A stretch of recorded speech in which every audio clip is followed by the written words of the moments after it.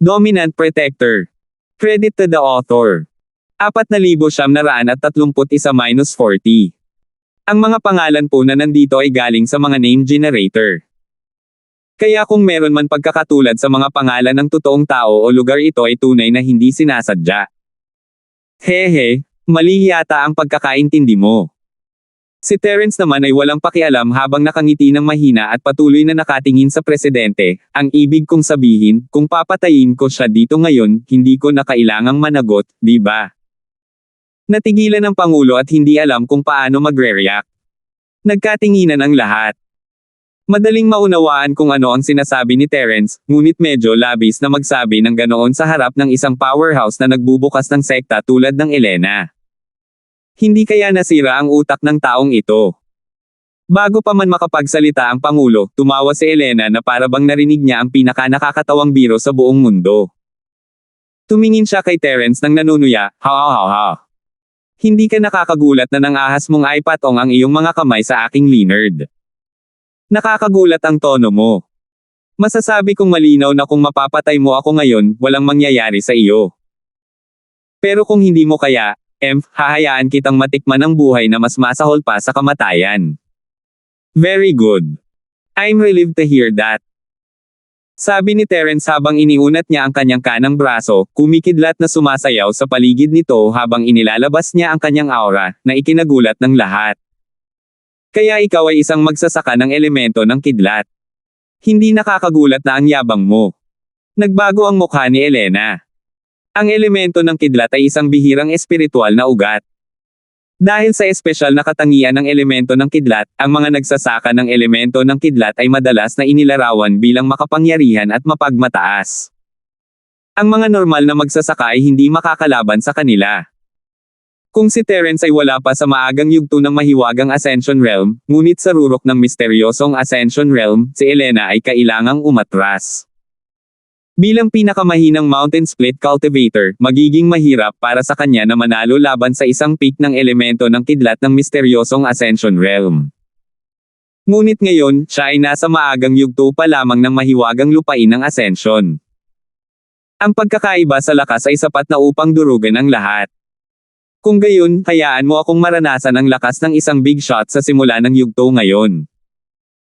Habang nagsasalita si Terence, ang kidlat na sumasayaw sa kanyang mga daliri ay biglang naging madilim na asul na pillar. Ito ang bagong nabuong Lightning Thousand na pagsabog.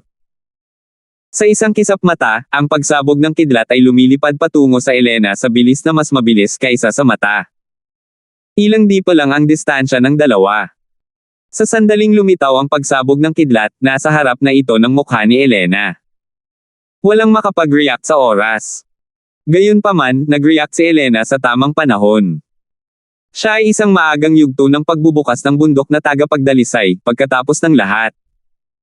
Kahit na hindi siya magaling sa pakikipaglaban, isa pa rin siyang tunay na higanting Panginoon sa lupain. Ang bilis ng reaksyon ni Elena ay hindi isang bagay na maihahambing ng mga nakapaligid na tao, na nasa unang bahagi ng mahiwagang lupain ng Ascension. At saka, hindi siya tanga. Nang malaman niya na si Terence ay isang lightning element practitioner, napaghandaan na niya ito. Tulad ng alam ng lahat, ang pinakamahirap na bagay tungkol sa mga nagsasaka ng elemento ng kidlat ay hindi ang kanilang sobrang mapanirang kapangyarihan, ngunit ang napakabilis na bilis ng kidlat. Talaga, hanggat gumawa sila ng isang hakbang, ang kidlat ay direktang tatama sa kanilang kalaban, at kahit na ang pinakapangunahing pag-iwas ay isang labis na pag-asa. Sa ilalim ng gayong mga kalagayan, ang isa ay kailangang gumawa ng mga tumpak na hula ng maaga kapag nakaharap sa isang Thunder-type cultivator, dahil walang sino man ang makakaiwas sa kidlat na puro sa huling minutong reaksyon. Kung hindi, gaano man kalakas ang isa, magiging target lang sila ng kidlat. Si Elena ay hindi magaling sa pakikipaglaban, ngunit isa pa rin siyang leader ng sekta. Alam niya ang mga pangunahing kaalaman sa pakikipaglaban, kaya nakapag-react na siya bago pa man itinaas ni Terence ang kanyang kamay. Sa harap ng pagsabog ng kidlat, walang balak umatras si Elena. Siya ay isang makapangyarihang nilalang sa simula ng kanyang paglilinang. Paano siya makaka-atres sa harap ng isang mystical na Ascension Primary Stage Cultivator? Iyon ay magiging isang biro. Pinagdikit ni Elena ang kanyang mga kamay at bago pa makalapit ang pagsabog ng kidlat, naghagis siya ng super fireball. Ito ay hindi ang karaniwang madilim na pula o madilim na pula, ngunit isang nakasisilaw na puti. Boom! Isang malakas na pagsabog ang narinig. Ang pagsabog ng kidlat at ang white fireball ay pantay-pantay. Ang aftershock ng banggaan ay nagpalipad sa nakapaligid na mga eksperto ng malaking bilog ng nascent soul stage. Tanging ang mga eksperto sa maagang yugto ng mahiwagang Ascension Realm ang nakapagpatatag ng kanilang mga katawan, ngunit napakahirap pa rin nito. Puting apoy. Hindi mapigilan ni Terence na sumimangot. Nangangahulugan ito na ang temperatura ng apoy ay mas mataas kaysa sa kanya. Hindi nakakagulat na siya ay isang maagang yugto ng pagbubukas ng bundok na tagapagdalisay. Kahit na wala na siyang magagawa, pagdating sa sunog, hindi maihahambing sa kanya ang mga normal na higanteng magsasaka na kapareho ng antas. Habang tumataas ang temperatura, magbabago rin ang kulay ng apoy ng alchemy. Nagsimula ito sa pula, pagkatapos ay orange, at sa wakas ay ginto. Ang temperatura ng puting bola ng apoy ni Elena ay mas mataas kaysa sa ginto, at ang kapangyarihan nito ay hindi dapat maliitin. Mukhang minaliit ko ang babaeng ito. Kahit na expert pa rin siya sa initial stage ng Mountain Opening Realm. Kung hindi ako mag-iingat, mamamatay ang mga tao. Nanginig ang puso ni Terence. Buti na lang at hindi magaling makipaglaban ang kanyang kalaban. Kung ang puting apoy na ito ay hindi isang normal na ball ang apoy, ngunit ilang makapangyarihang fire type na martial arts, kung gayon ang kanyang pagsabog ng thunder ay hindi ito makakayanan. Nagulat si Terence, ngunit mas nabigla si Elena kaysa sa kanya. Ang babaeng ito ay hindi kasing yabang at ignorante gaya ng nakikita niya. Alam na alam niya ang sarili niyang lakas. Ang white fireball ay hindi kayang harapin ang mga taong kapareho ng antas, ngunit ito ay palaging matagumpay sa pagpatay ng mga tao sa profound stage. Paano siya napunta sa par sa kanyang kalaban? Bagamat hindi niya ito ipinakita sa ibabaw, si Elena ay nagpapanik sa loob. Bilang isang alchemist, wala siyang anumang makapangyarihang kasanayan sa militar, at ang kanyang kakayahang umangkop sa sitwasyon ay mas malala pa. Ang tanging maaasahan niya ay ang umasa sa malaking pagkakaiba ng lakas para durugin ang kanyang kalaban. Walang ibang paraan. Gayunpaman, kung hindi niya kaya, ano ang magagawa niya? Anak, may lakas ka nga. Kung ganoon, hindi kita kayang bitawan ngayon. Malamig ang ekspresyon ni Elena habang nagsasalita. Kung mas malakas ang kanyang kalaban, mas kailangan niyang alisin siya. Nasa maagang yugto pa lamang siya ng itim na Ascension Realm, ngunit kaya niya itong labanan ng direkta. Kapag lumakas na siya, mas magiging makapangyarihan pa siya. Oh, talaga. Kung gayon kailangan ko talagang idilat ang aking mga mata at tingnang mabuti. Ang tinatawag na big shot ng opening period ay walang iba kundi ito. Malamig na tumawa si Terence. Nanginginig ang kanyang katawan habang nagsasalita, at sa isang kisap mata, nasa harap na siya ni Elena. Pagkatapos ng lahat, nakaharap siya sa isang powerhouse sa pagbubukas ng yugto ng bundok. Sa pagkakataong ito, hindi siya nagatubili na gumamit ng limit-surpassing butterfly microstep upang mahuli siya ng hindi nakabantay. May gustong sabihin pa si Elena, ngunit mabilis niya itong nilunok pabalik. Bilang pinuno ng sekta ng pagbubukas ng bundok, nagulat siya sa bilis ni Terence. Ang una niyang reaksyon ay hindi ang pagharap sa kanya ng direkta, ngunit ang pag-atres. Sa hindi kalayuan, ang mga guildmasters at ang iba pa ay umiling. Ang lakas ni Terence ay hindi kapanipaniwala, ngunit si Elena ay masyadong mahina. Ang kanyang battle sense ay basura. 4,932. Kung ito ay anumang panimulang Mountain Split Stage Practitioner, hindi man lang sila atres ng kalahating hakbang mula sa biglaang pag-atake ni Terence, gamitin nila ang kanilang ganap na lakas para sugpuin siya at dahan-daang durugan siya hanggang mamatay. Paano sila madaling umatras at magulo? Gayunpaman, si Elena ay hindi isang tanga. Mabilis siyang nag-react pagkatapos ng hindi malay na pag-urong saglit. Ang ganitong pag-urong ay magpapalaki lamang sa kanyang kalaban at magpapalakas sa kanya. Kung nagtagal pa ito, baka matalo talaga siya. Naghahanap ka ng kamatayan. Ang mga palad ni Elena ay muling nagsindi ng puting apoy. Habang binubuksan at isinara niya ang kanyang mga palad, lumikha siya ng mahabang daloy ng apoy, sinusubukang patayin si Terence na papalapit. Sa kasamaang palad, bago pa man siya makakilos, si Terence ay umiwas na sa gilid na parang multo. Bukod sa kalakasan, ang battle sense lang ni Terence ay higit sa 100 beses na mas malakas kaysa kay Elena. Ang bawat galaw niya ay pasok sa inaasahan ni Terence. Ang pag-atake ni Elena ay hindi nakuha, at agad siyang nagpahayag ng mahinang punto.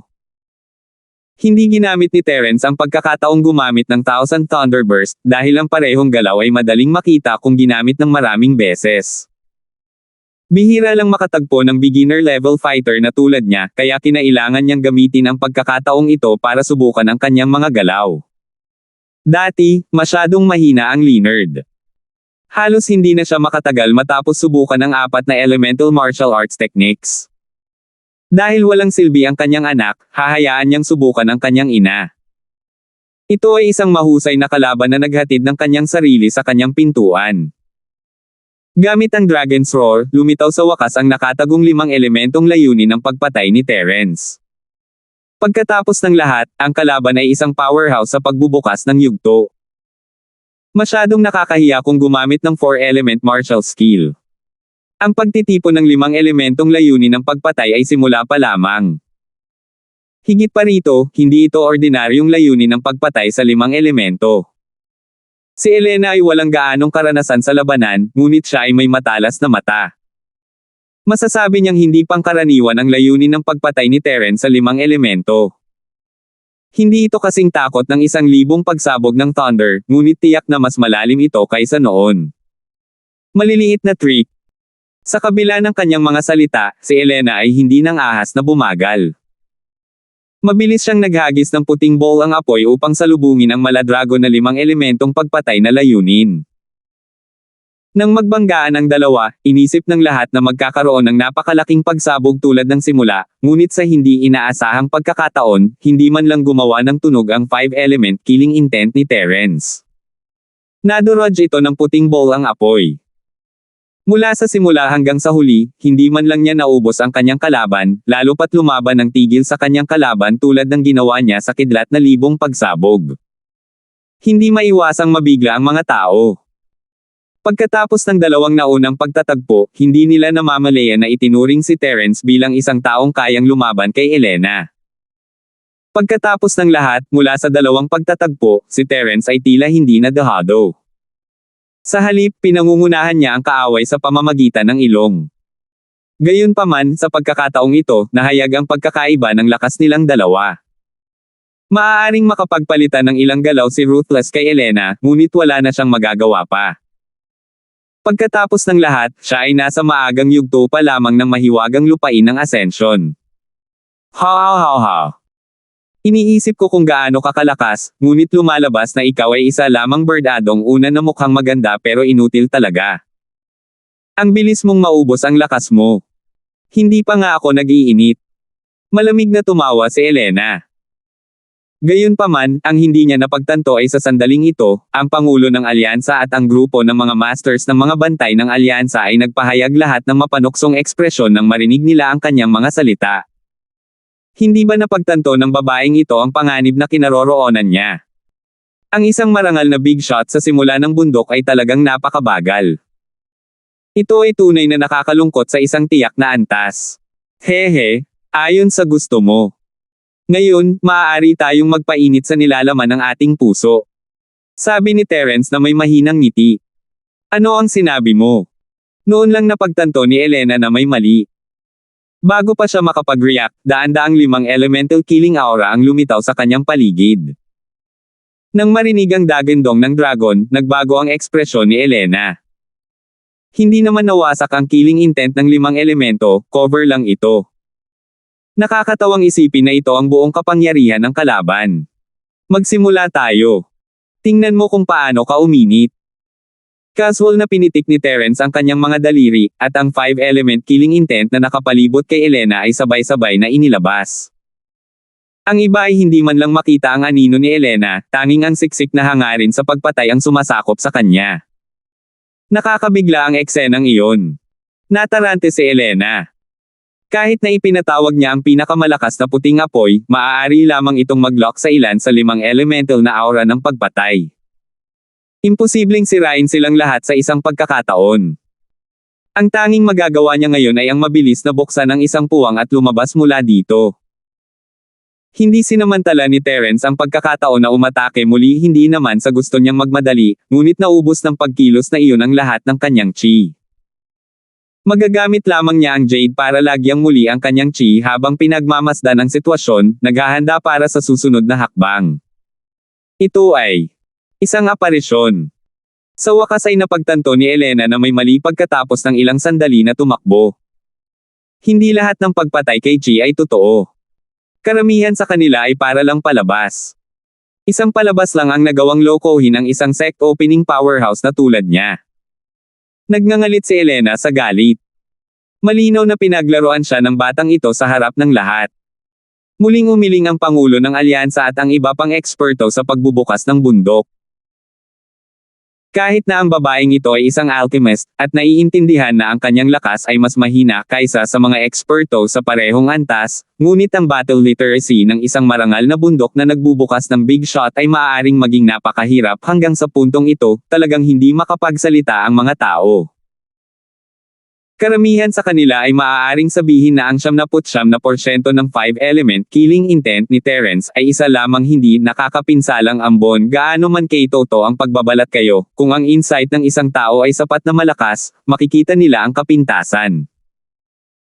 Bukod pa rito, kahit na hindi niya ito makita ng sabay-sabay, maaari pa rin niyang ipahiwatig sa pangunahing loika na imposibleng maging totoo ang lahat ng 5 elementong ito na pumapatay kay Chi.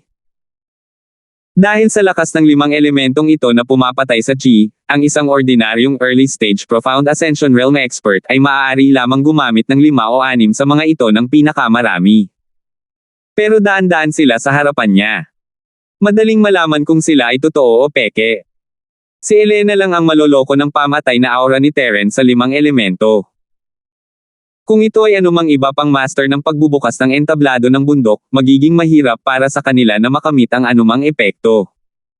Gayunpaman, hindi nasugatan si Elena sa huli. Pagkatapos ng lahat, siya ay isang maagang yugto ng Mountain Split expert. Kahit na mahirap ang posisyon niya at parang ilang beses na siyang masasaktan, nagawa pa rin niyang makatakas sa huli. 4,933. Napabuntong hininga si Terence habang tinitingnan ang magulo na paghinga ni Elena. Muli niyang pinakawalan ang 5 elementong killing intent, hindi binigyan ng pagkakataon ng kalaban na makahinga. Sa pagkakataong ito pa rin ang fog na bersyon ng 5 elementong papatayin ang layunin, ngunit nagdagdag si Terence ng isa pang elemento sa ibabaw nito, ang elemento ng yelo. Sa pamamagitan nito, ang 5 elemento at ang 2 elemento ng yelo at ambon ay ginawa itong isang 7 elementong kasanayan sa kasaysayan. Sa madaling salita, maliban sa pinakamalakas na elemento sa kanyang katawan, ang elemento ng kidlat, matagumpay na pinagsama ni Terence ang lahat ng iba pang elemento sa isa. Isang himala na magawa ito sa napakaikling panahon. Siyempre, ito rin ay dahil siya ang may pundasyon ng 5 elementong pagpatay ng layunin, kaya madali niyang pagsamahin ang 5 elemento. Ang mas huling mga katangian ng ambon at yelo ay isang hakbang lamang sa foundation na ito, at ang kahirapan ay hindi mahahalata na nabawasan ng malaki. Kung hindi, pabayaan ang 7 katangian ng martial skills, kung paano lamang pagsamahin ang 5 katangian ng martial skills ay magpapakamot na sa ulo ng mga tao. Naubos mo na ba lahat ng pakulo mo? Ginagamit mo ang parehong galaw sa pangalawang pagkakataon. Sa tingin mo ba ako ay tulala? Hindi pa rin napansin ni Elena ang pagkakaiba sa layunin ng pagpatay at patuloy na kinukutya si Terence. Hindi nakakagulat, ang kanyang hanggal na reaksyon, na walang kamalayan sa sarili, ay muli nang walang awa na hinamak ng Pangulo ng Alyansa at ng iba pang mga masters. Sa sandaling ito, ang lahat ay nag-iisip ng parehong tanong.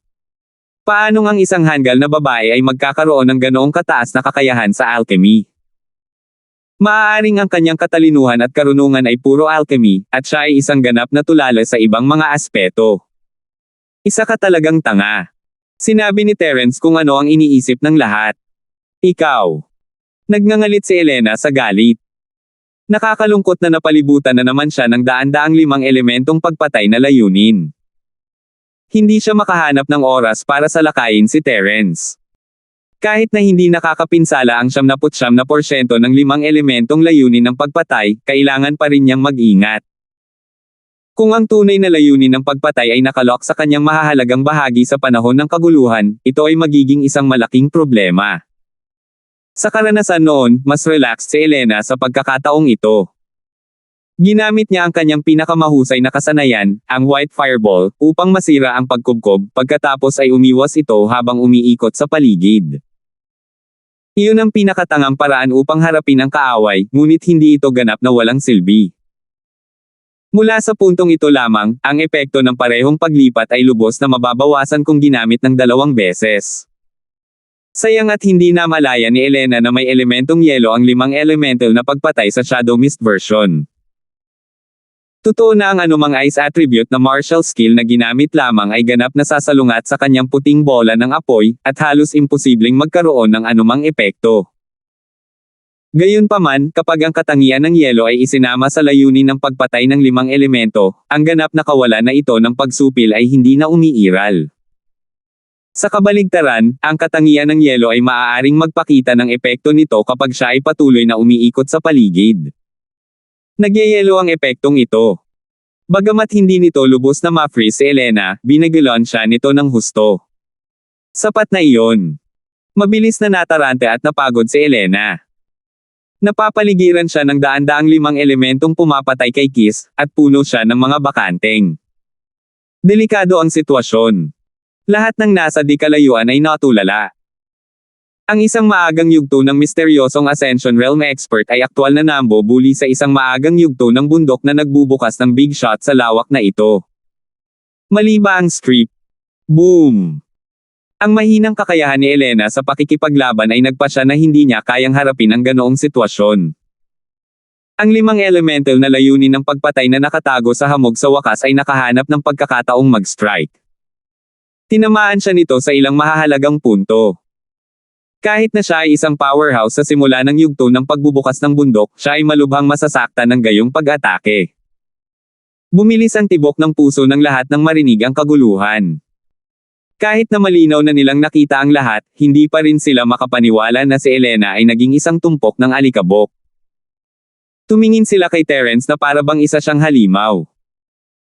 Ang lalaking ito ay maaari pang magpatalsik ng isang pambungad na leader ng sekta. Kailan pa nagkaroon ng ganoong kalangit na tao ang North Island? Gayunpaman, ang ekspresyon ni Terence ay hindi nag-relax. Kung tutuusin ay lalong nagsalubong ang kanyang mga kilay. Gaya ng inaasahan, sa isang iglap lang, si Elena ay sumingit mula sa alikabok na may mabangis na ekspresyon. Ang kanyang katawan ay natatakpan ng isang manipis na layer ng puting apoy habang sinusundan niya si Terence na parang baliw. Umiling si Terence habang umaatres. Ang mga unang yugto ng pagbubukas ng mga powerhouse ng bundok ay mahirap harapin, kahit na sila ay Elena, ang pinakamahina sa kanilang lahat. Ang pag-atake ngayon ay hindi nagawang masubitan ng husto si Elena. Sa hitsura ng kanyang katawan, siya ay ganap na hindi nasaktan. Higit pa rito, nakabalot siya sa isang layer ng puting apoy. Ito siguro ang bagay na hamarang sa pagpatay kay Chi ng 5 elemento. Kahit gaano pa kaina si Elena, mayroon pa rin siyang trump card na maaaring magligtas sa kanyang buhay. Bago ito, si Terence ang may mataas na kamay, ngunit mula sa sandaling ito, ang mga mesa ay lumiliko. Si Elena ang humahabol sa kanya, at si Terence naman ang hinahabol. Mabuti na lang at sapat na mabilis ang mga super butterfly micro steps, kung hindi ay si Terence ang dehado. Ang resulta ay halata sa puntong ito. Hindi sapat ang 7-element martial arts technique para harapin si Elena. Parang isang 8-element martial arts technique lang ang makakagawa nito. Sa kasamaang palad, ang elemento ng kidlat sa katawan ni Terence ay masyadong malakas. Nagdala ito sa kanya ng malaking benepisyo, ngunit sa parehong oras, mayroon din itong malaking sagabal. Nadagdagan nito ang kahirapan ng pagsasama nito sa iba pang 7 elemento. Kung may isang buwang oras si Terence, makakayanan niya ang pinakamalakas na 8-element martial arts technique. Maaaring higit pa sa sapat na harapin si Elena, ngunit saan siya kukuha ng pagkakataon ngayon? Kahit isang buwan, hindi man lang siya bibigyan ni Elena ng oras ng insenso. Dahil pinigilan ng isang mid-tier na misteryosong Ascension cultivator sa harap ng napakaraming tao, ang reputasyon ni Elena bilang isang planta ng pagbubukas ng bundok ay ganap na nawala. Galit na siya ngayon at gusto niyang punitin si Terence sa lahat ng bagay. Kung hindi niya mailabas ang galit niya. Maliit na brat, kung mayroon kang anumang mga trick up ang iyong mangas, gamitin lamang ang mga ito. Bakit? Ikaw ay nasa dulo mo muli. Malamig na tumawa si Elena habang hinahabol niya si Terence, kahit gaano karami ang pakulo mo, brat, narito ang ganap na pagkakaiba ng lakas. Mamamatay ka ngayon ng walang pag-aalinlangan, at walang makakapagligtas sa iyo. Hindi sumagot si Terence sa pagkakataong ito, na bihira. Nakatuon lamang siya sa pagtakas, na nagbibigay sa mga tao ng pakiramdam na siya ay talagang nasa dulo ng kanyang katalinuhan at na siya ay nasa isang mapanganib na sitwasyon. Hindi naman nagulat ang karamihan. Isa ng himala na si Terence, na nasa maagang yugto pa lamang ng mahiwagang lupain ng Ascension, ay kayang sugpuin si Elena ng napakatagal. Kapag nag-react si Elena, mababaligtad ang sitwasyon. Magiging isang himala kung ang isang maagang yugto ng bundok hati-higanti ay matalo sa isang maagang yugto ng misteryosong Ascension Realm. 4,934. Ang puso ni Minerva ay nag-aapoy sa pagkabalisa. Nang makitang pahirap ng pahirap si Terence kay Dodge, hindi niya maiwasang tumulong. Wala siyang pakialam kung ang kabilang partido ay isang opening stage na big shot o hindi. Hanggat ito ay nakakapinsala kay Terence, ito ang kanyang mortal na kaaway. Gayunpaman, hinaila siya ni Melissa pabalik at umiling. Manood na lang tayo. Hindi tayo pwedeng makialam sa laban ng ganitong level. Ngunit, likas na naiintindihan ni Minerva ang loika na ito. Sa kanilang lakas, hindi nila matutulungan ang isang sect opening powerhouse tulad ni Elena. Baka hilahin pa nila si Terence pababa. Pero kahit ganon, hindi sila pwedeng tumabi at manood. Hindi lang nila kayang panoorin si Terence na nahulog sa isang desperado na sitwasyon, di ba? Hindi niya ginagawa ang anumang bagay na hindi niya kumpiyansa.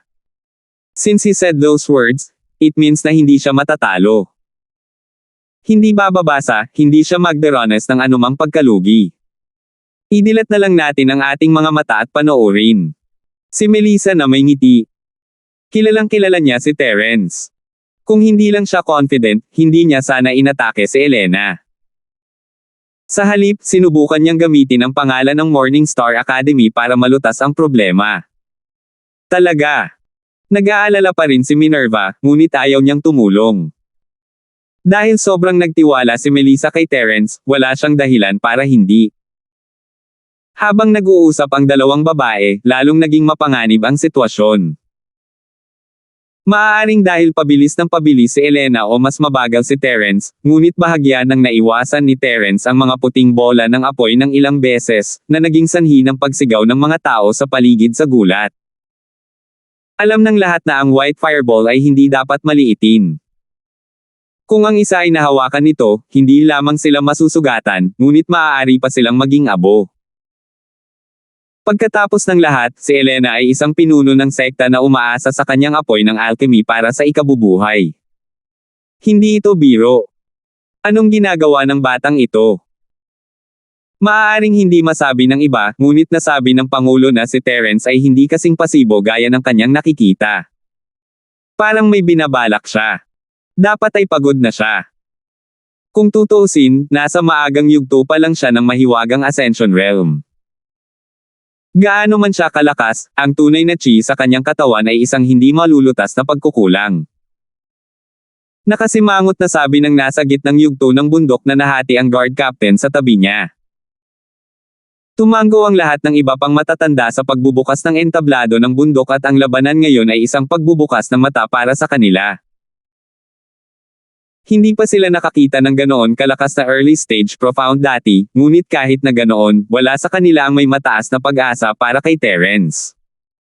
Sa totoo lang, gumamit si Terence ng napakaraming malalakas na galaw ng sunod-sunod at nagkaroon pa rin siya ng lakas para iwasan ang mga ito.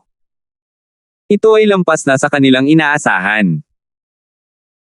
Kung ito ay isa pang maagang yugto ng mystical na ascension, naubos na nila ang kanilang chi matagal na ang nakalipas, lalo pat patuloy na nakikipaglaban kay Elena.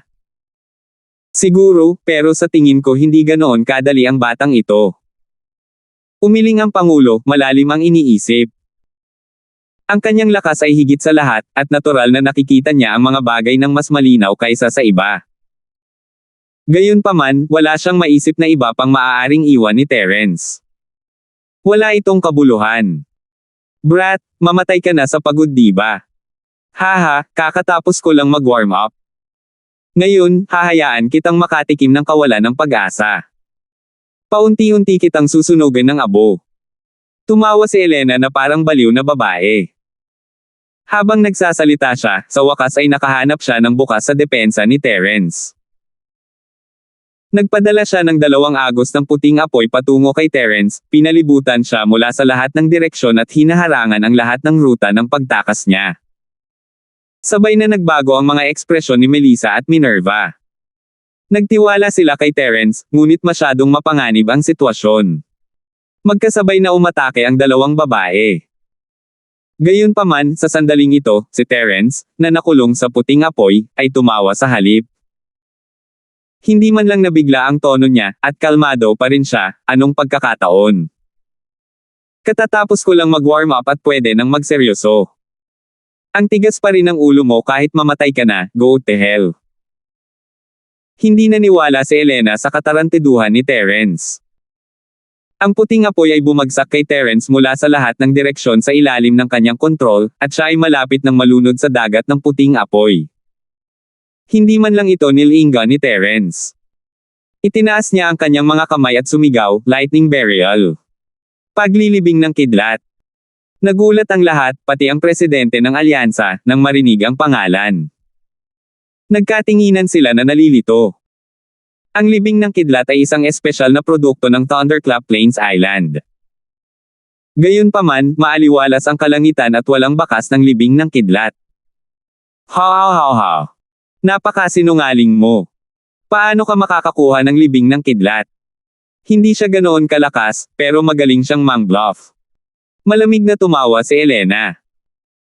Gayunpaman, bago pa siya makatapos ng pagtawa, ang walang ulap na kalangitan ay biglang nagsimulang umalon sa hangin at mga ulap. Pagkatapos, bumagsak ang isang malaking haligi ng kidlat na kasing laki ng 10 tao.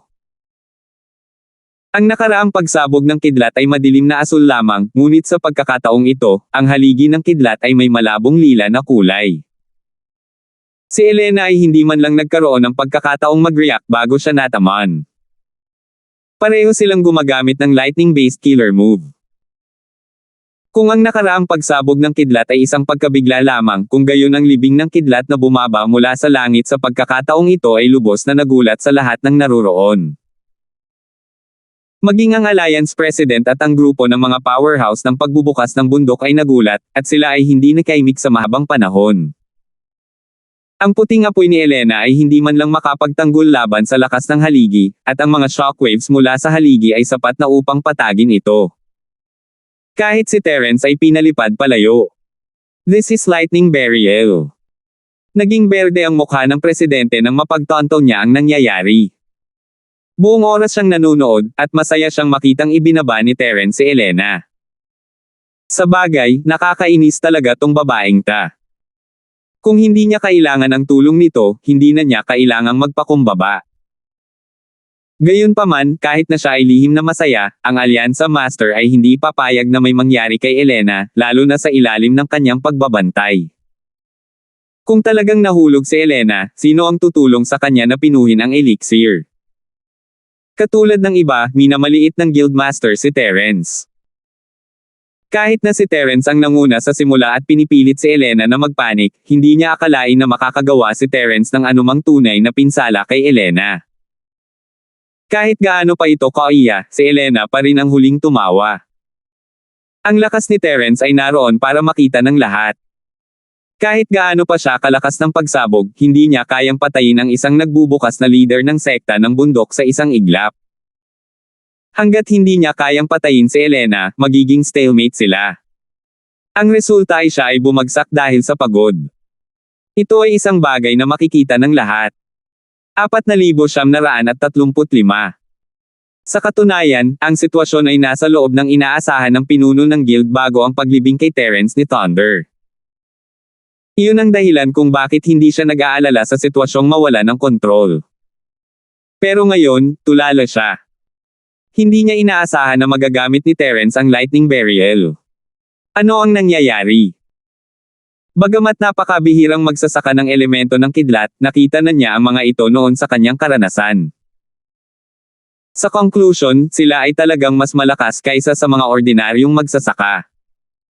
Ngunit ang paggamit ng Lightning Burial.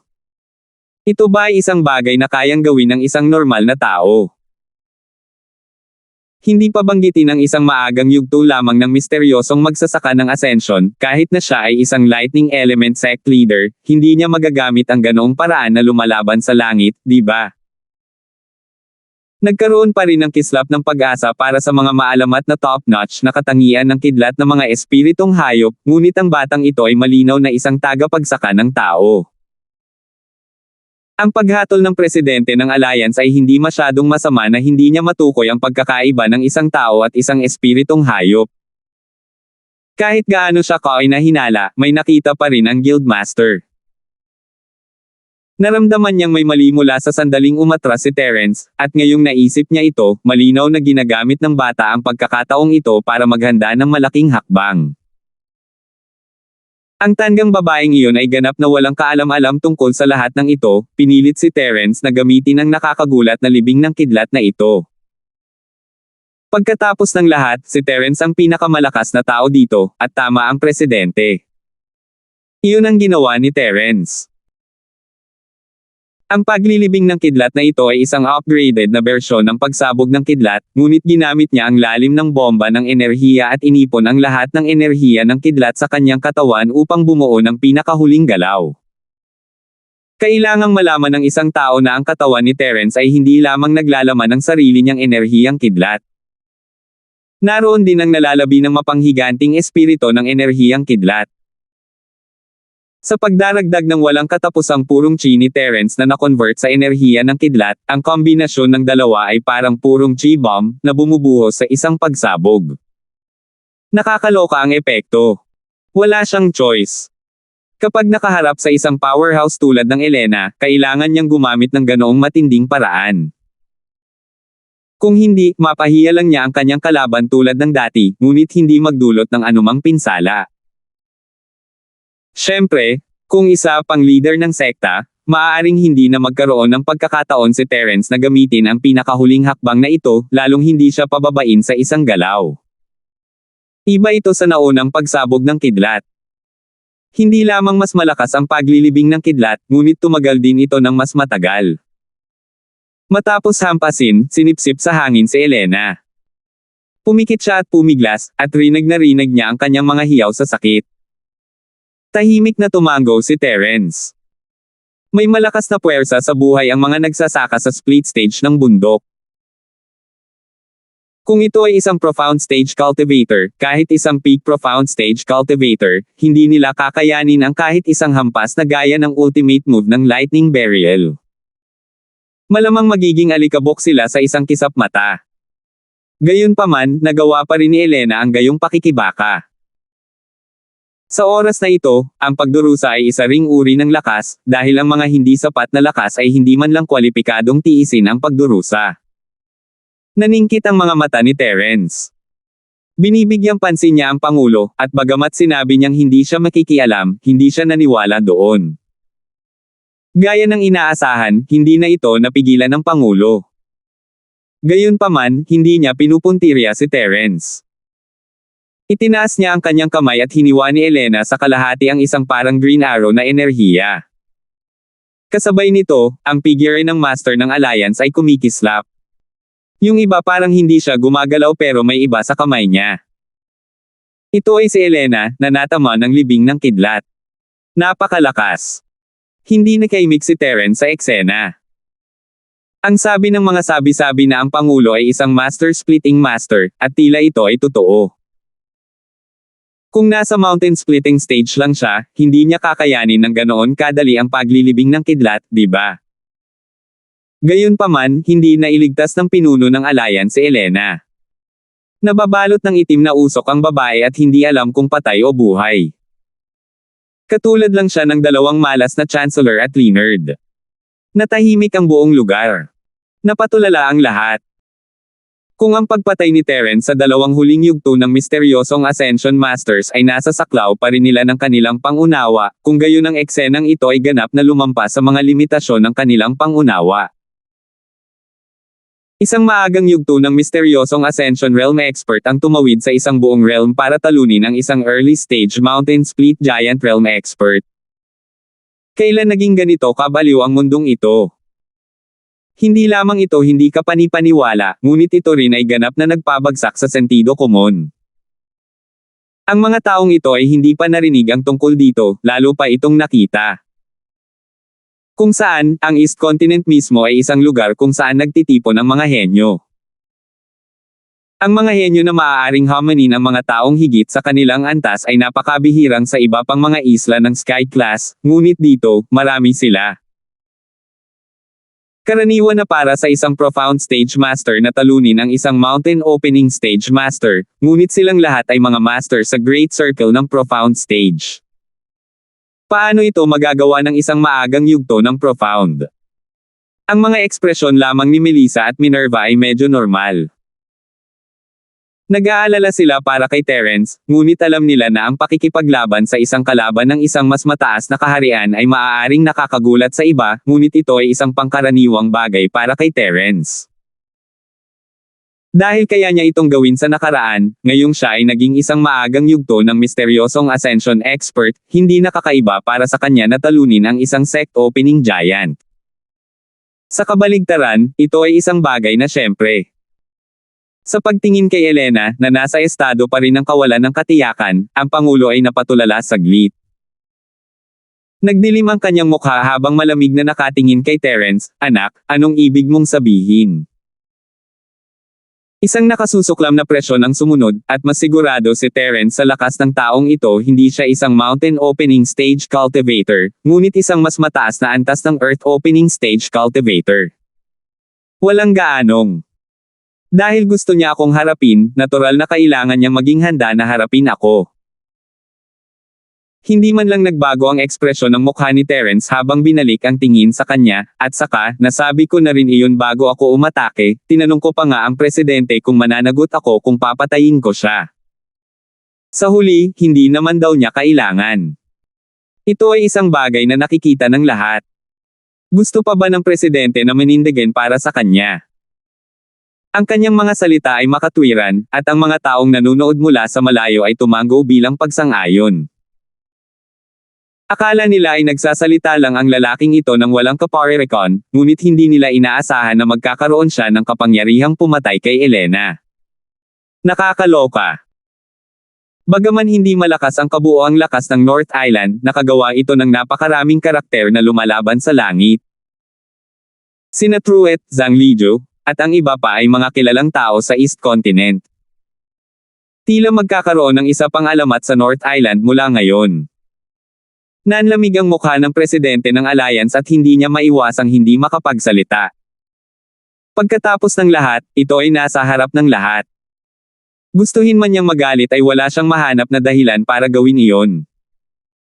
Hindi na niya maibabalik ang kanyang salita sa publiko, tama ba? Wala siyang magawang katangahan gaya ng pagsampal sa sarili niyang mukha. 4,936. Gayunpaman, talagang kailangan niya ang tulong ni Elena. Kung hindi, hindi siya magiging sunod sa Nyeren noon.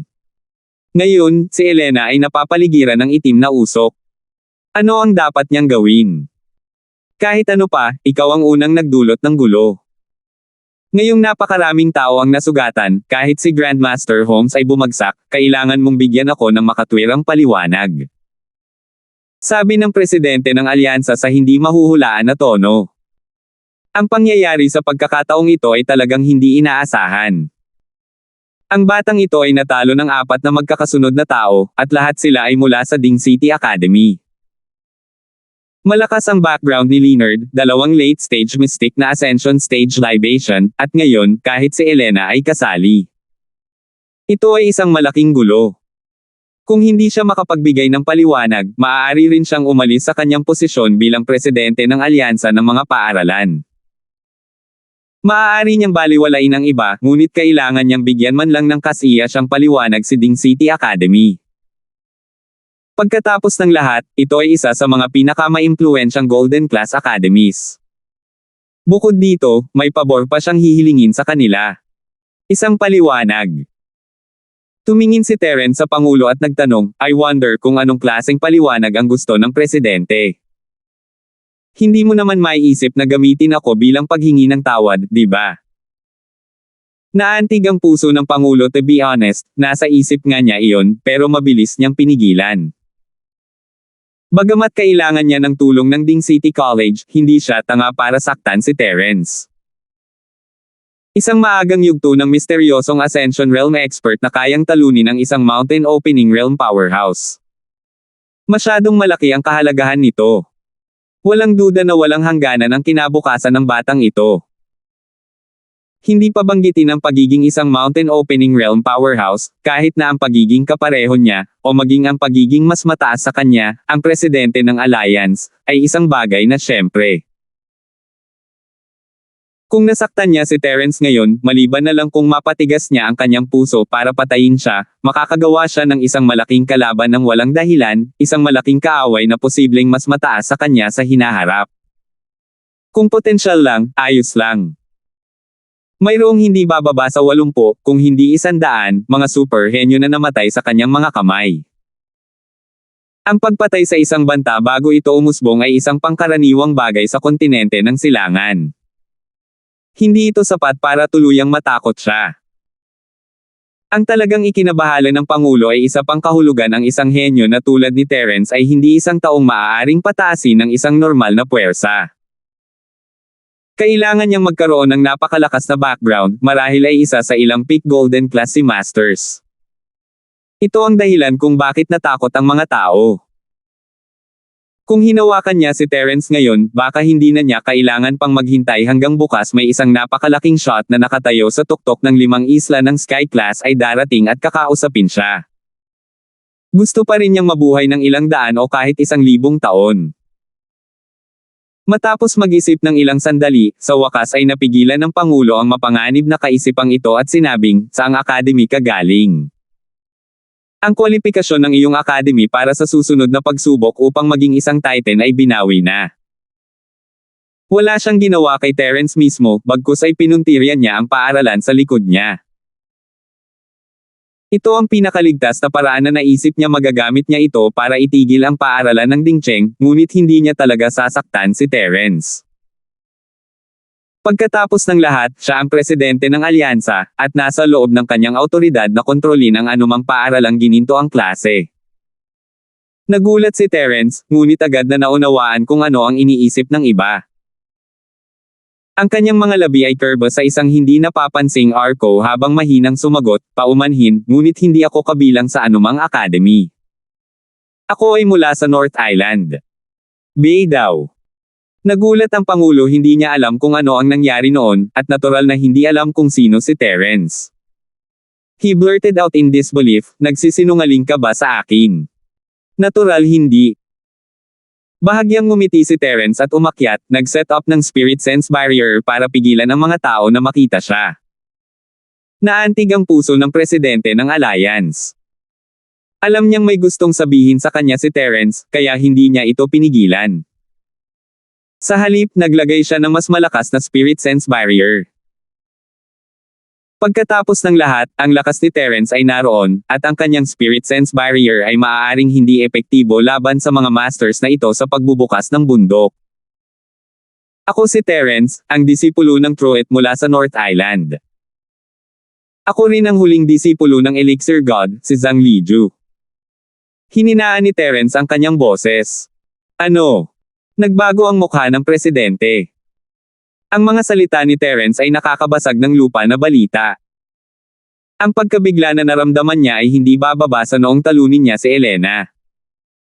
Hindi nakakagulat na kinailangan niyang mag-set up ng spirit sense barrier. Naglalabas ng dalawang alamat sa North Island na may isang pangungusap na kakadurog ng lupa ang mga salita ni Terence. Sa totoo lang, hindi malaking bagay ang Truett. Bagamat siya ay isang supermaster na minsang nang ibabaw sa kontinente ng silangan, at ang kanyang lakas bilang pangulo ng alyansa ay malayo sa sapat para ikumpara sa kanya, hindi siya natatakot sa Truett. Pagkatapos ng lahat, ito ang East Province, at ang Truett ay malayo sa North Island. Bukod dito, mayroong malinaw na mga tuntunin sa mga nangungunang pinuno. Dahil sa mga alituntunin, hindi madaling makarating si Truett sa East Province, at mas imposible para sa kanya na maghayganti para sa isang disipulo. Ngunit ang huling bahagi ng mga salita ni Terence ay talagang nagpalundag sa puso ng Pangulo.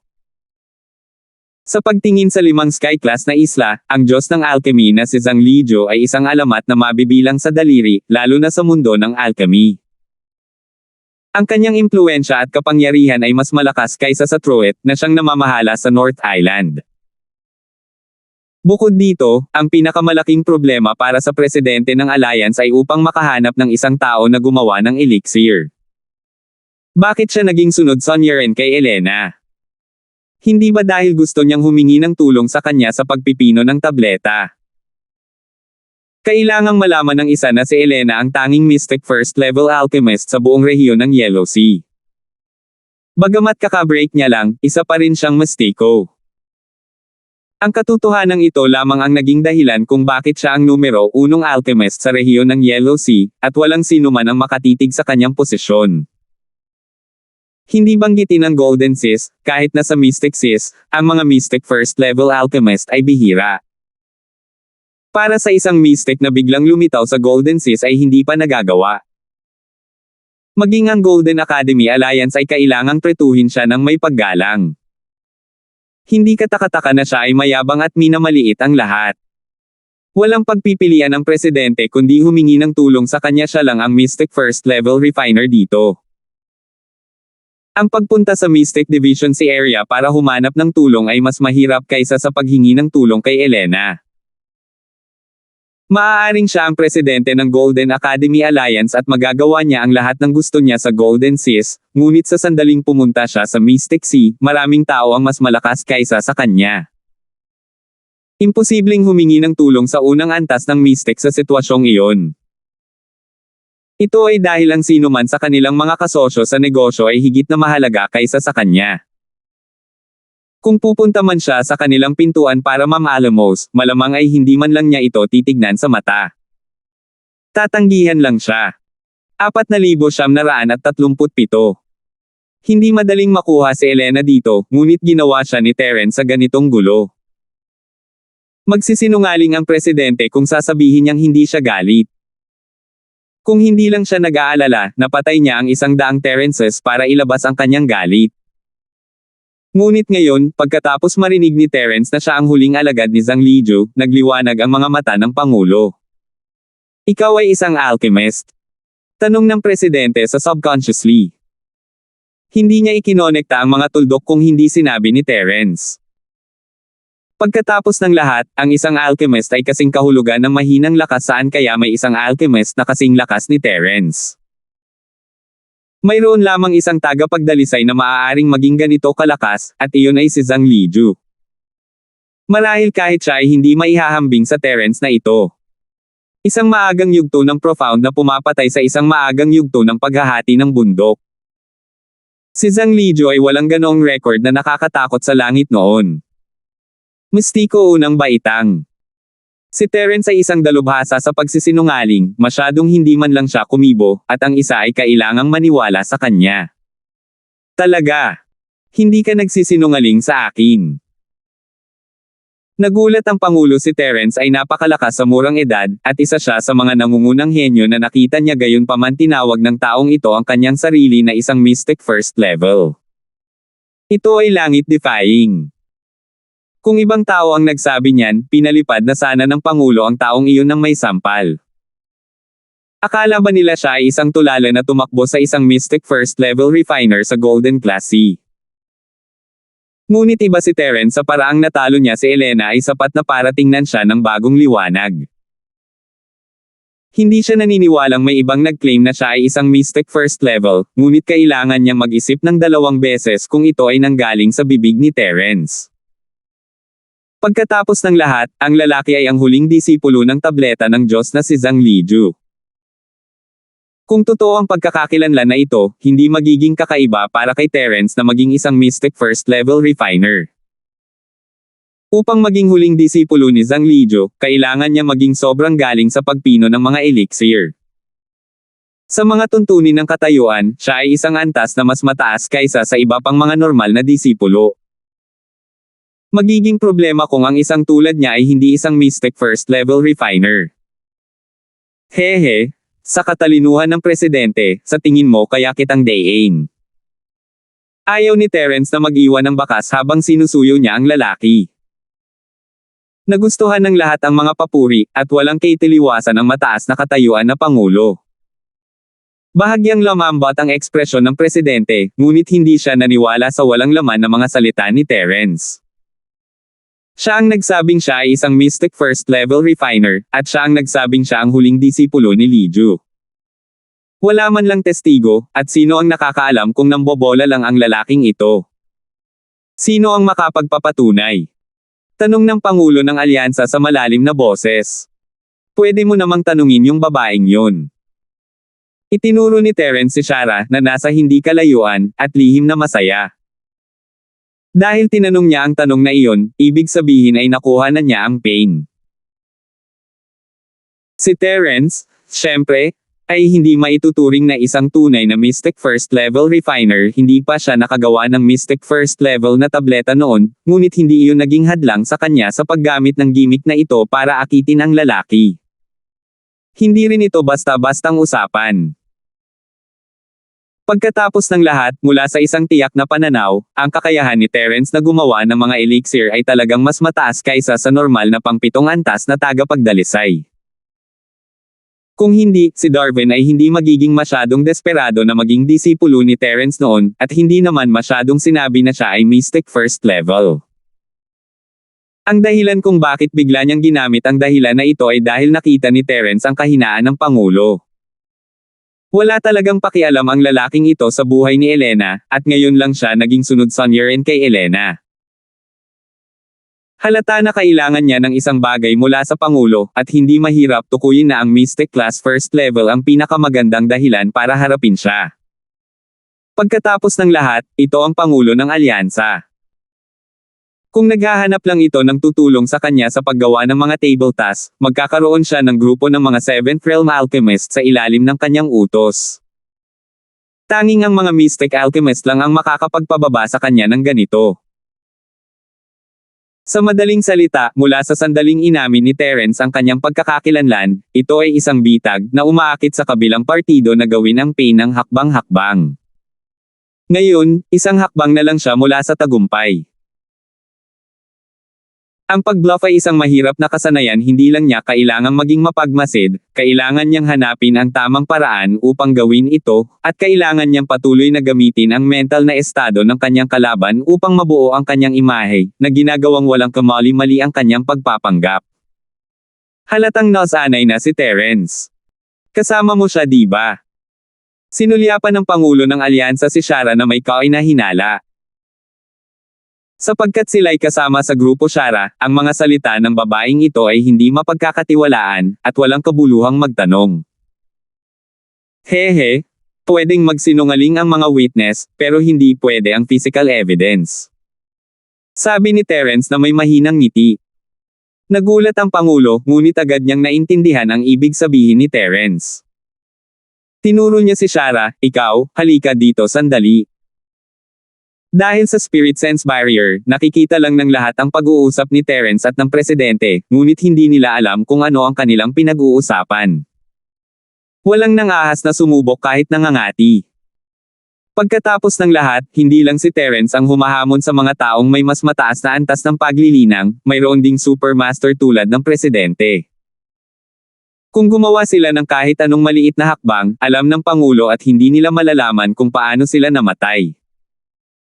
Sa huli, ang boses ng presidente ng alliance ay biglang narinig mula sa loob ng lahat ay nangangati na subukan ito. Napatingin tuloy ang lahat kay Shara. Arg! Ako! Laking gulat ni Shara nang makita niyang tinuturo siya ng Pangulo. She stuttered in a panic, ako. Bagamat kasama ko siya, wala akong nataman. Huwag mo akong saluhin, huwag mo akong saluhin. Natahimik ang lahat nang marinig iyon. Tulala silang tumingin kay Shara at saglit na hindi alam ang sasabihin. Sanay na si Terence sa kakaibang paraan ng pag-iisip ng babaeng ito, ngunit hindi pa rin siya nakaimik dito. Ano ang iniisip niya? Kung gusto mo talagang gumuhit ng malinaw na linya, huwag mong sabihing nasa iisang panig tayo. In the end, sabi mo magkampihan tayo, at the same time, sabi mo wag mo akong suluhin. Ito ba ay isang bagay na sasabihin ng isang normal na tao? Umiling si Terence mabuti na lang at nagawa niyang takutin ang presidente, kung hindi, ang tanggang babaeng ito ay nadala sa gulo kasama niya kung may nangyari talaga. Hindi kita huhulihin. May gusto lang akong itanong sa iyo. Kumunat ang noo ng presidente ng alyansa. Ganun ba? Sige, nangako kang hindi mo ako sasaluhin. Nag-aalalang sabi ni Shara, pagkatapos ay maingat na naglakad patungo sa gilid ng dalawang tao. Matapos i-set up muli ang deified soul barrier, ang presidente ng alliance ay nagtanong, saang academy ka galing? 4,938. Ako. Walang malay na sumulyap si Shara kay Terence bago lumiit ang kanyang leeg. Ako si Kayo, isang disipulo ng Donghua Academy. Okay, then tell me, Mystic First Level Alchemist ba siya? Diretsong tanong ng presidente ng alyansa. Siya ay isang Mystic First Level Alchemist. Agad namang napatalon si Shara sa gulat nang marinig iyon. Buti na lang, may divine sense barrier sa paligid nila, kung hindi ay narinig ng buong pantalan ang sigaw niya. Hindi mo alam. Nakakunot ang noo ng Pangulo habang nakatingin kay Terence. Akala niya ay titango ang babaeng ito nang walang pag-aalinlangan kung kasabwat niya ito, ngunit ito ang kanyang reaksyon. Hindi ko alam. Hindi niya sinabi sa akin. Ang alam ko lang ay isa siyang alchemist. Nag-iisip sandali si Shara at idinagdag, siya ay isang napakalakas na alchemist. Oh! Gaano siya kalakas? Nagliwanag ang mga mata ng Alliance President. Pinipino niya ang 7 Mitrias supporting pills sa wala pang kalahating araw, at 4 na set lang ng materyales ang ginamit niya. Hindi ba siya kamangha-mangha? Pagmamalaki ni Shara.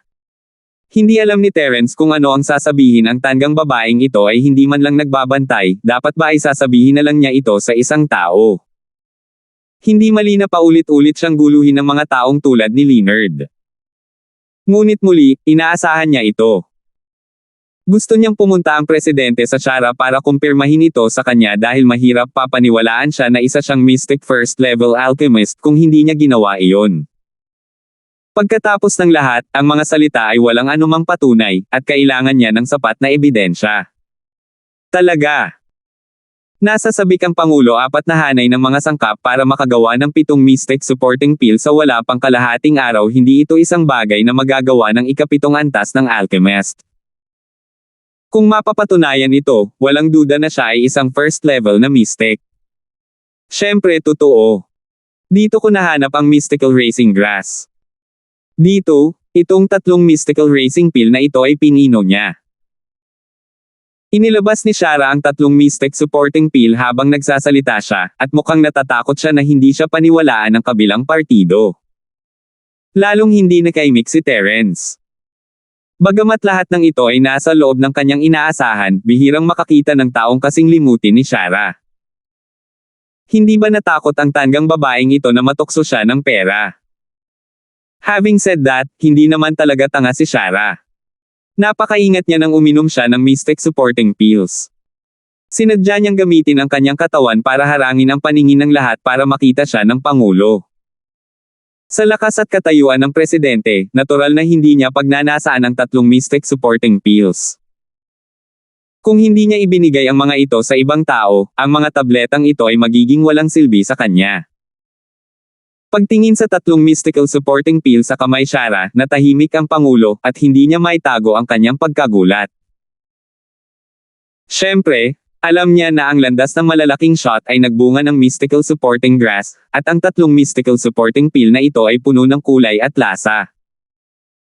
Hindi sila mukhang mga napino sa mahabang panahon, ngunit sa halip, sila ay pino kamakailan. Sa madaling salita, ang mga salita Shara ay karaniwang kapanipaniwala. Kung tutuusin, simula nang magpakilala si Shara, imposibleng magsinungaling siya dahil madaling malantad ang ganoong kasinungalingan. Sa sandaling ito ay nalantad, ang galit ng Pangulo ay hindi isang bagay na isang alagad lamang sa maagang yugto ng mahiwagang lupain ng Asensyon na tulad niya ay kayang tiisin. Matapos ang ilang sandali ng katahimikan, nagbago ang ugali ng Pangulo. Nilinggan niya si Terence at ngumiti ng paumanhin, "Master Linford, hayaan mo akong ipakilala ang aking sarili. President ako ng Yellow Class Academy Alliance, Yvonne Fuller. Naging mapangahas talaga ako ngayon.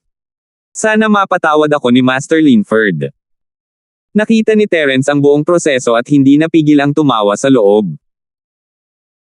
Ang mga malalaking kuha ng kontinente ng silangan ay mas snob kaysa sa mga malalaking kuha ng iba pang mga isla ng Sky Class.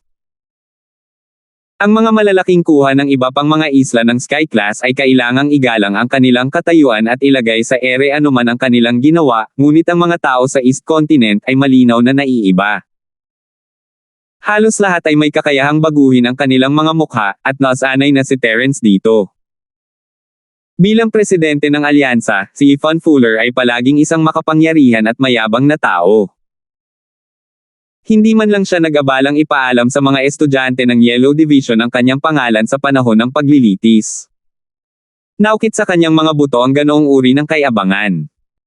Gayunpaman, siya ay nagkusa na magpakilala sa kanyang sarili na may humihingi ng tawad ng ngiti. Bilang karagdagan, siya ay dating sunod-sonyerin kay Elena. Ito ay malinaw na siya ay isang tao na alam kung kailan sumuko at kung kailan tatangkad. Nakadepende rin ang pride niya sa taong kaharap. President Fuller, masyado kang seryoso. Mula sa simula hanggang sa huli, hindi nararapat ang paghawak mo sa sitwasyon. Kung ako ang nasa posisyon mo, ginawa ko rin ang parehong desisyon, kaya hindi mo na kailangang isapuso ang maliit na bagay na ito. Bahagyang ngumiti si Terence. Kahit na medyo overstatement na makipag-usap kay Yvonne ng ganoon, isa na siyang Mystic First Level Alchemist ngayon. Kung hindi siya umarte, baka isipin ng kabilang partido na siya ay isang especially iya. Tulad ng inaasahan ng Senior Salter at Master Shang's disciple. Hindi lamang ang lakas ni Master Linford ay pambihira, ngunit bihira rin para sa kanya ang magkaroon ng ganoong kagandahang loob. Maaari siyang ituring na huwaran para sa nakababatang henerasyon ng East Continent. Tumawa si Yvonne. Hindi lang niya pinupuri si Terence, hanga talaga siya. Kung mas talented ang isang tao, mas mayabang sila. Nakita na niya ang maraming mga super henyo noon, at habang namumukod tangi sila, lahat sila ay medyo bastos. Mula lang doon, si Terence, na alam kung kailan dapat sumulong at atres, ay nasa unahan man lang ng 10 kalye kaysa sa mga sobrang henyo na iyon. President Fuller, nambobola mo ako. Ngumiti si Terence ng walang pag-aalinlangan at bumaling sa walang malay na si Elena at sa iba pa. Kung gayon, paano balak ni Pangulong Fuller na harapin ang usapin ngayon? Kailangan mo ba akong magbigay sa iyo ng paliwanag? Haha, Master Linford, you must be joking. Sila lang ang may kasalanan sa kanila. At saka, sinabi na ni Elena na private matter ito sa inyong dalawa. Paulit-ulit niyang sinasabi na mamamatay siya sa wala. Hindi ko man lang siya magawang kumbansihin kung hindi. Ito ay isang bagay na makikita ng lahat. Bakit kailangan kong gawin ang anumang bagay na hindi kailangan? Mabilis na tumalikod sa kanya si Yvonne. Maituturing siyang swerte kung hindi niya natapakan ang paa ni Yvonne, lalo pa siyang tumayo para sa kanya. Siyempre, ito ay dahil din sa kakulangan ni Elena sa mga kasanayang panlipunan. Naisip niya na siya ay isang mystic first level alchemist, at kaya niyang kumilos ng mataas at makapangyarihan dahil lang kailangan ni Ifan ang kanyang tulong. Kahit sino ay magagalit sa kanyang pag-uugali, lalo pa ang isang taong kasing kapangyarihan ni Ifan.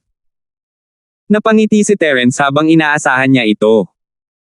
Pagkatapos ay nakita niya si Ifan na ikinaway ang kanyang kamay at sumigaw sa mga gwardya ng Alliance, "Pabalikan ninyo si Grandmaster Holmes at ang iba pa sa treasured ship ng Ding City Academy." Bagamat ito ay isang pribadong bagay sa pagitan nila, hindi tama na hayaan silang magsinungaling dito. Oo. Halatang natulala ang mga tanod ng Alliance. 4,939. Hindi nila alam kung ano ang pinag-uusapan nilang dalawa, ngunit nang makita nila ang saloobin ni Ifan kay Elena at sa iba pa ay biglang nanlamig, hindi nila maiwasang magulat. Gayunpaman, hindi sila naglakas loob na ipakita ito sa kanilang mga mukha at mabilis na dinala si Ifan at ang iba pa. Sila lamang ang namamahala sa pagpapabalik ng mga tao sa barko ng Ding City Academy at wala nang pakialam sa anumang bagay. Wala na silang pakialam kung si Elena at ang iba pa ay patay na o hindi. Alam ng lahat na ito ay isang mainit na patatas at iiwasan ito hanggat maaari. Bakit nila pakialam ang negosyo ng ibang tao? Master Linford, kung ayaw mo, bakit hindi ka pumunta sa Alliance branch para uminom ng tsaa? Hayaan mo akong gawin ang aking tungkulin bilang host. Mula sa simula hanggang sa huli, hindi man lang nilinga ni Ifan si Elena at ang iba pa. Sinusubukan lang niyang makuha ang mabuting panig ni Terence. May division ba ang Alliance dito? Napakurap si Terence. Tama. Ang headquarters ng Yellow Class Academy Alliance ay nasa Thunderclap City, ngunit ang Thunderclap Plain Island ay isang mahalagang lugar ng Alliance. Natural, may branch sila doon. Hindi naman masama ang mga kondisyon. Makakapunta si Master Linford doon at makapagpahinga at maibsan ang kanyang pagod. Nakangiting pakilala ni Ifan. Naku, pauwiin ko muna ang mga alagad ng Morning Star Academy. Pupunta ako sa gabi kapag libre ako. Tumango si Terence. Oo. Ibabalik kita. Mabilis na nag-alok si Ifan. Mahirap para sa presidente ng Yellow Class Academy Alliance na ibaba ang kanyang sarili ng ganito, ngunit wala siyang magagawa tungkol dito. Pagkatapos ng lahat, ang mga alchemist ay may napakataas na katayuan. Ito ay totoo lalo na para sa Mystic First Level Alchemists kahit sa Mystic Sea, sila ay iginagalang at iginagalang kahit saan sila magpunta. Kahit ang napakalakas na Big Shot Masters na ito ay hindi nang ahas na maliitin ang mga taong ito. Maraming beses, kailangan nilang maging maingat tulad ng dati pagkatapos ng lahat, maaaring kailanganin nila ang kanilang tulong balang araw. Sige, sabi niya. Sabi ni Terence na may kalahating ngiti habang sinusulyapan siya. Sa katunayan, hindi niya magawang maging magalang kahit na gusto niya. Kahit na ang Ifan na ito ay naniniwala na sa pagkakakilanlan ni Terence bilang isang mystic first level alchemist, halatang hindi pa siya lubos na nagtitiwala sa kanya. Maliban sa pagsisikap na pasayahin siya, ang mas mahalagang dahilan ay ayaw niyang mawala si Terence. Kung tatanggihan siya ni Terence ng mahigpit, maghihinala ang mga tao. Little girlie, maghiwalay tayo dito. Magkikita tayong muli kung may pagkakataon sa hinaharap. Lumingon si Terence upang magpaalam kay Shara. Tulala pa rin si Shara at mabilis na tumango pagkaraan ng mahabang panahon. Mula sa pag-aalaga ni Terence sa dalawang malas na Chancellor, hanggang sa pagsalungat niya sa uso at natalo niya si Elena, at ngayon, hindi maipaliwanag na pinuri siya ni Ifan. Ang sunod-sunod na pangyayari ngayon ay masasabing sunod-sunod pa rin ang twisting at turns. Tumawa si Terence at hindi pinansin ang babae. Kinawian niya si Melissa at ang iba pa at inihatid sila pabalik sa barko ng Morning Star Academy sa ilalim ng magalang na mga tingin ng karamihan. Kasabay nito, ang treasure ship ng Morning Star Academy ay nagkagulo. Ang grupo ni Terence ay nagdulot ng labis na kaguluhan, hindi lamang nakakaakit ng atensyon ng maraming mga disipulo, ngunit ang paglilibing ng kidlat sa dulo ay mas nakakabasag ng lupa, na naging sanhi pa ng pag-alon ng alon sa paligid ng dagat. Tumaob sana ang barko kung hindi dahil sa bigat nito. Sa ilalim ng mga sitwasyong ito, magiging isang kasinungalingan kung ang mga tao sa barko ay hindi alam na si Terence at ang iba pa ay nasa problema. Kaya lang sobrang layo nila sa isa't isa, at hindi nila alam ang mga detalye. Alam lang nila na si Terence at ang iba ay nasa malaking problema. Ang puso ng Chancellor ay nag-aapoy sa pagkabalisa. Kahit na si Terence ay hindi isang disipulo ng mga Morning Stars Academy, ang kanyang posisyon sa Academy ay mas mahalaga kaysa sa mga disipulong iyon. Kung siya ay namatay sa Thunder Plain Island, kailangan niyang bumalik sa kanyang ulo. Hindi siya madaling binitawan ng malalaking kuha ng Academy, at para sa punong alchemist, si Darvan, malamang napapatayin niya siya. Sa kabutihang palad, ang natanggap nilang balita ay tungkol lamang sa mga gwardya ng alyansa na kumukuha kay Terence. Hindi nila alam ang laban ni Terence at Elena. Kung hindi, himeteyan ng Chancellor sa gulat. Wala nang ibang paraan. Ang tanging magagawa na lang natin ngayon ay ang mabilisang magpadala ng mensahe sa 3 big shots ng Academy para humingi ng mga tagubilin. Kahit ano paman, kailangan nating mag-isip ng paraan para matubos si Master Linford. Hindi natin siya maaaring hayaang makulong sa lugar na ito. Kapag may nangyari sa kanya, hindi ko na may pagpapatuloy ang pagiging Chancellor. Ang lead libation ay kasing balisa ng isang langgam sa isang mainit na palayok, bumubulong-bulong habang siya ay naglalakad. Sa kabilang panig ng barko, si Froilan at Kenshin, na matagal nang nakabalik, ay natutuwa. Kung hindi dahil sa maraming mata sa barko, nagdaos sila ng celebration party para magdiwang. Ang tiyan nila ay puno ng malas mula nang mabaigo silang magnakaw ng manok sa kanilang landas patungo sa pagiging big shot. Kung hindi dahil sa kanilang kamalayan sa sarili, maaaring ipinagpatuloy nila ang pagsisikap na patayin si Terence sa kanilang landas patungo sa pagiging isang big shot, ngunit iyon ay isang pantasya lamang. Kahit mapusok si Froilan, tiyak na pipigilan siya ni Kenshin. Wala siyang choice kundi pigilan siya. Nililigawan niya si kamatayan kung pupunta siya sa pintuan. Ngunit ito ay mahusay, hindi na nila kailangan pang mag-alala tungkol dito. Ang mayabang na si Terence ay sumipa mismo ng isang bakal, at ngayon ay nagdudulot siya ng gulo sa publiko, kahit na inaalerto ang mga bantay ng alyansa. Ano ang magandang maidudulot nito? Hehe. Ang mga bantay ng alyansa ay kilala sa pagiging masungit, at ang batang Terence na iyon ay napakayabang. Ngayon, siya ay masusugatan man lang sa mga kamay ng mga bantay ng alyansa. Tuwang-tuwang sabi ni Froilan sa mahinang boses. Sa aking opinyon, hindi ito kasing simple ng pagkawala ng isang layer ng balat. Marahil, ang taong ito ay hindi na kayang panatilihin ang kanyang buhay. Ngumisi si Kenshin. No way. Kahit ang mga guards ng Alliance ay hindi basta-basta papatay ng tao. Hindi naman dapat ganoon ka-exaggerated, diba? Nais ni Froilan na patayin si Terence, ngunit wala siya sa puntong gusto niyang magsinungaling sa kanyang sarili. Wala ako nung una, pero sigurado akong meron na this time. And I dare say that there's an 80 hanggang 70% chance of it happen. Paniguradong sabi ni Kenshin. Bakit naman? Bilisan mo, sabihin mo. Nagliwanag ang mga mata ni Froilan. Master Bard, hindi mo ba narinig ang sinabi ng mga iyon? Hindi lang normal na tao ang nakipagkulitin ni Terence sa pagkakataong ito. Si Leonard ng Ding City College, sikat siyang tao. Ginulupan niya ang dalawa sa mga chancellor ng college. Sa puntong ito, ang hirap talagang hawakan. Sinuri ni Kenshin. Pero kahit ganon, hindi naman siya agad papatayin, diba? Bahagyang natigilan si Froilan. Ayaw niya, pero Master Bard, nakalimutan mo na ba ang chismis na narinig namin sa aming pag-uwi? Ang punong alchemist ng Ding City School, si Elena, ay inimbitahan sa Thunderclap Plain Island. Siya ang ina ni Leonard, at siya ay isang big shot sa simula ng kanyang sekta. Ang kanyang anak ay nabuli, sa palagay mo ay papakawalan niya si Terence?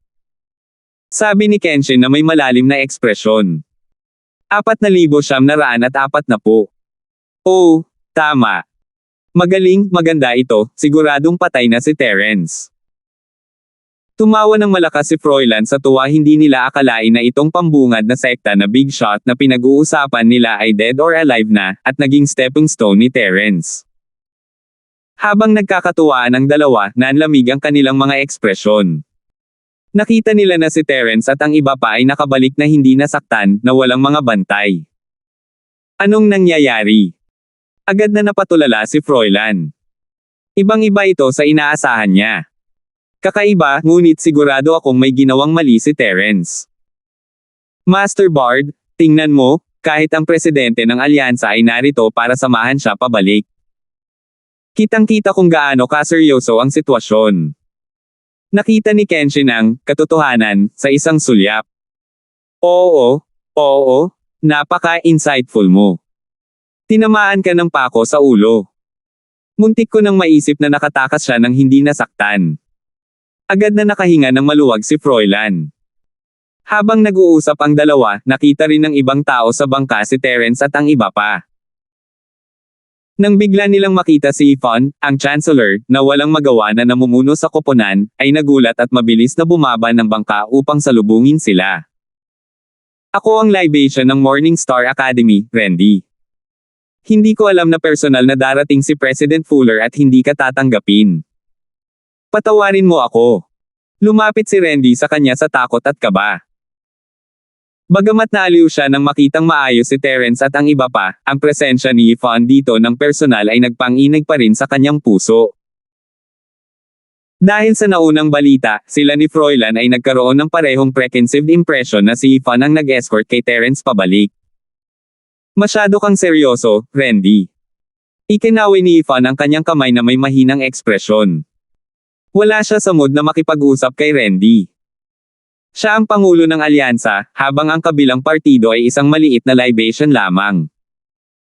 Malaki ang agwat sa pagitan ng lakas at katayuan ng dalawang panig. Maaaring ibaba ni Yvonne ang kanyang katayuan sa harap ni Terence at Elena, ngunit sa harap ng mga taong ito, siya ang presidente ng alyansa. Siya ay nakakatakot at makapangyarihan.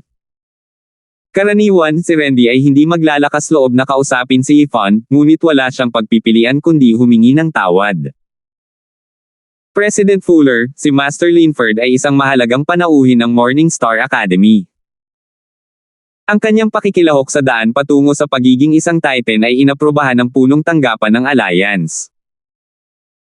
Dahil hindi siya pamilyar sa mga alituntunin ng alyansa, mangyaring patawarin siya kung nakagawa siya ng anumang mga pagkakamali. Ang Morning Star Academy ay handang pasanin ang responsibilidad. Tanggapin ang lahat ng responsibilidad. Tiningnan siya ni Yvonne ng kakaiba. Kung si Terence ay hindi isang mystic unang antas, siya ay namatay ng 1,000 beses para sa kanyang ginawa ngayon. Kahit si Elena ay nabugbog ng husto kaya mahirap malaman kung siya ay patay o buhay. Paano magiging responsibilidad iyon ng mga Morning Stars Academy? Si Elena ay ang punong alchemist ng Ding City College. Sa buong Golden Class na rehiyon ng dagat, maaari siyang ituring na pinuno ng mundo ng alchemy. Pagkatapos ng nangyari sa kanya sa pagkakataong ito, halatang hindi hahayaan ng Ding City College na magpahinga ang bagay na ito. Siguradong maghihiganti sila sa kanya. Kahit na hindi mahina ang Morning Star Academy, kulang pa rin ito kumpara sa Ding City Academy, na duyan ng mga alchemist. Kung talagang sumiklab ang away hanggang kamatayan, malamang nababagsak ang Morning Star Academy. Siyempre, ang mas malamang na senaryo ay napagtanto ng Morning Star Academy na ang sitwasyon ay hindi maganda at huminto sa oras, itinulak si Terence palabas para sa Ding City Academy para ilabas ang kanilang galit, isinakripisyo ang kanilang mga sundalo para protektahan ang karwahe. Gayunpaman, iyon ay batay sa premise na si Terence ay isang normal school student lamang. Mula sa paraan ng pagliko ni Terence at pagtalo kay Nia Elena, ang ganitong uri ng pag-aakala ay halatang hindi maaasahan, hindi pa banggitin na siya ay isang mystic first-level refiner. Para sa isang mahalagang tao, ang Morning Star Academy ay malamang nalalaban hanggang kamatayan kahit na ang ibig sabihin nito ay sirain si Jade at Bato. Pagkatapos ng lahat, kapag si Terence ay lumaki, siya ay magiging isang malaking payong. Kung makukuha nila ang kanyang buong suporta, hindi imposible na ang isang golden class na paaralan ay maging isang mystic class school. Hanggat ang tatlong malalaking putok ay hindi hanggal, gagawin nila ang lahat ng kanilang makakaya upang protektahan siya, kaya ang mga salita ni Randy ay hindi out of line. Si Master Linford kaya ay nagdulot ng malaking problema. Nang makita ang kakaibang hitsura ni Yvonne, bumilis ang tibok ng puso ni Randy. Ang pagkakaiba sa kanilang mga antas ay masyadong malaki, at kung talagang gustong gawin ni Yvonne ang isang bagay kay Terence, hindi niya ito mapipigilan. Isang napakalaking basket. Para sa iba, ito ay isang malaking problema. Ngunit para kay Master Linford, ito ay isang maliit na problema. Yvonne ay ngumiti ng nakareserba. Binigyan na niya ng maraming mukha si Randy sa pamamagitan ng pagdadala nito hanggang sa puntong ito. Imposibleng magpaliwanag pa siya. Hindi bababasa, si Randy ay walang ganoong kalaking mukha. Medyo problema. Nagulat si Randy, iba ito sa narinig niya. Sinabi ng mga taong iyon na pinatay ni Terence ang dalawa sa libation ng Ding City College, paano ito magiging maliit na problema? Wala sa mood si Yvonne na ipaliwanag ang kanyang sarili. Lumingon siya kay Terence at ngumiti ng paumanhin. Master Linford, hindi kita guguluhin sa barko. Hindi mo yata ako tatanggapin. Bagamat sinabi niya iyon, mukhang hindi siya aalis. Halata ang kanyang intensyon. Hindi naging madali ang pag-hire kay Elena, at hindi niya alam kung buhay pa ba siya o patay na. Kung hahayaan niyang makatakas si Terence, mababaliw siya. Kung ikukumpara sa malaking plano ng paggawa ng mga elixir, ang kanyang reputasyon bilang presidente ng Alliance ay hindi man lang karapat-dapat na banggitin. Tumingin siya sa nalilitong Randy, pagkatapos ay sa peking Yvonne, at nakaramdam ng kawalan ng magawa. Dahil sinabi ito ni Yvonne, hindi siya maaaring magpakatanga at pabayaan siya. Siya ang chairman ng Alliance, kung tutuusin. Sobra na sana iyon. Bukod dito, si Yvonne ang pangulo ng alyansa. Hindi man lang siya maimbitahan ng mga Golden Class Academies ng normal. Kung payag siyang sumakay sa barko ng Morning Star Academy, malaking karangalan ito para sa Morning Star Academy. Ito ay isang magandang pagkakataon para sa kanila na magpakitang gila sa harap ng iba pang mga akademya. President Fuller, ano ang sinasabi mo? Isa kang importanteng panauhin na hindi mo man lang maimbitahan. Dahil nandito ka na, paanong hindi ka aakyat at maupo sandali?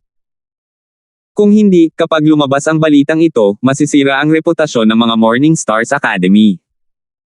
Sasabihin ng mga tagalabas na hindi alam ng mga Morning Stars Academy kung paano mag-conduct ngayong umaga, at hindi ko sisisihin ang mga bituin sa umaga na ito. Nakangiting sabi. Master Linford, kung ganyan ang lagay mo, magiging kawalang galang para sa akin na tumanggi.